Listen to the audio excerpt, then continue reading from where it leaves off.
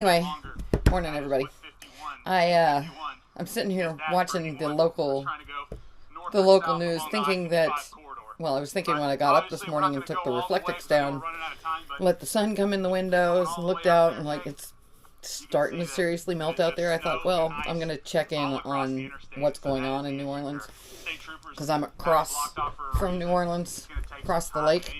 But it looks to me like they still don't have really drivable conditions.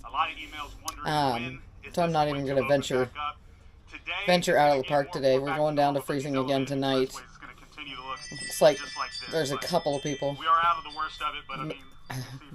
Side note, having a ring in an RV park, every time a truck goes by, the ring goes off. It's a little irritating. The door is still sticking, which is just great, and does not make me happy. But I got up this morning and, took a nice hot shower and obviously made breakfast. Some saw that. But in the meantime, I'm just binge watching RV videos. I was watching a video earlier from somebody I've learned a lot from this couple. It's called Happily Ever Hanks. And so I've avoided quite a lot of pitfalls in my maiden voyage just by watching them and learning what to look for. But I was just watching a video where they had installed solar on their Alaska trip, and they have not encountered the problem quite the way I did with my electrical, but it definitely has to do with not going through the panel. Show it on the video, on the news, so I can show you, because you're not going to get this kind of video of, national news. But we'll see if they come back. Anyway, so I'm just sitting here binge watching RV videos and thinking about where to go next. I canceled all my harvest hosts that were coming up. I'm not entirely sure which way I want to go. More and more, I'm getting confident enough to just pull over and park in a Cracker Barrel for the night. Which I did do for a nap. But yeah, because the spot that I picked was a real easy pull through, and I've never stayed in a state park before. I've never even camped in a state park. You know what I mean? Like regular camping. What I consider camping. I don't consider RVs camping. I know they're called camper trailers, but it's an apartment is what it is. But yeah, so I picked a spot here real close to the bathrooms and laundry. Number one, because it was a 60-foot spot, and I'm 50 feet long. But number two, because it looks like it was wide open, and if I wanted to continue with the solar, I could. Which, when the Rangers came around and told us to turn on the spigots and disconnect, and we may lose power, all that, I'll be honest, now that I have the generator, didn't even faze me. Not one bit. Okay, welcome back to our and so, I've got full tanks, I've got a full extra tank, and I've been running off the same propane tank for the last 3 nights, which is crazy, because back in Ohio, I was going through a tank a night. Just crazy. And now, you can see I'm sitting here in a tank top. I'm fine. I've been periodically, like throughout the days when it was really, really cold yesterday, I was turning on the heater like every 2-3 hours. Look at this. This is crazy. The impact of their trips here. This is stomp over here across the interstate. Yeah. And hey, look, evidence that the snow is melting right here on my boots. When I first got here, we weren't really sticking to anything, but now just take one step through the snow and you get iced up pretty quickly. But check this out. This was the first pass that they made. Within an hour or so, and the sun's help there, by the grace of Mother Nature, we are finally starting to see all the way through to the asphalt here on I-10.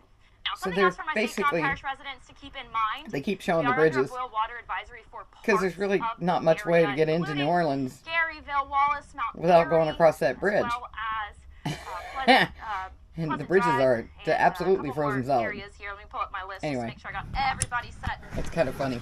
But you want to conserve water So, in the meantime here in St. John. Yeah, and I guess we're under a boil water advisory now. Boil your water for a rolling boil of at least 1 minute before you consume. Now, this is a precautionary boil water advisory, triggered by some leaky pipes throughout the parish.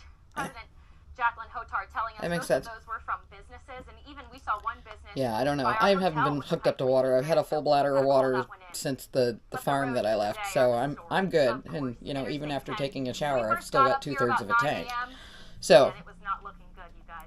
We weren't sure how we were going to get home today, and then lo and behold, I will say, being down in the beach cities, my hair feels gross after 2 days. It's just, I mean, yeah. I didn't take this many showers when I had a house. But anyway, it's, you know, just a side note. Kind of feels kind of gross. This salt air, just, I had forgotten how gross your hair gets. Too many years not living in California anymore. Too many years gone, I guess. Anyway. Okay, so quick addendum. Again, with the door. I was just taking the trash out, and as we know, the door's not been closing, and I have not been able to get the lock to engage.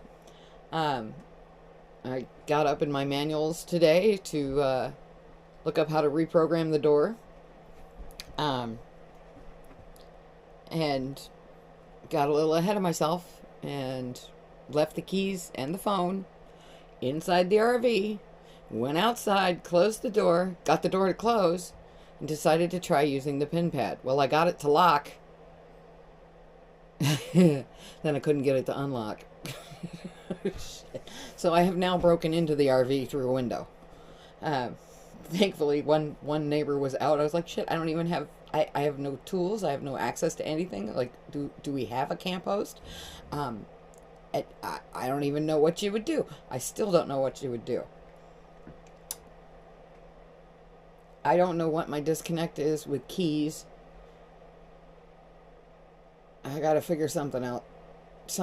There's gotta be a new system that works. Because I'm dopey when it comes to the door. I don't know why, but I am. I'm totally dopey. That's all I'm saying. Anyway, I have not unlocked the door since I got back in. Because the door is finally closed and locked. So, since we're, you know, not supposed to be on the roads here again today, we're going to have another dull day. Sorry, doggos. That's all I got. This location is called the Old Fruit Barn, Route 66. And yeah, you guessed it, we're... Second addendum. So, there will no longer be a problem with the door. I finally got around to taking the screws out from around the hinge. Or, not the hinge, I don't know, it's a lip that's up over the door. Anyway, just taking the screws out, it's still either welded or glued on there. I don't know how. But just taking that amount of pressure off has made it so that I can just close the door. Excellent. Moved the latch pad back in, tightened that back up, and then reprogrammed the keyless door. So I am all set. The door closes, no problem, stays shut, don't have to slam it. Ya-da-da-da-da-da-da. Sometimes it takes me forever to get around to figuring out a problem. I figure it out eventually, usually in my sleep. But, you know, that's just the way life goes sometimes. It takes forever to fix every little hiccup. You know, tomorrow's a new day. Took the dogs for a nice hour-and-a-half hike. And I will not be sharing that video. It's just walking on the road, so boring. But anyway, that's where we're at. The sun is about to go down, and tomorrow should be in the 50s again, so we can finally get back out and, you know, explore. That's the plan. with the full confidence that I can get in and out of the RV. Shenanigans.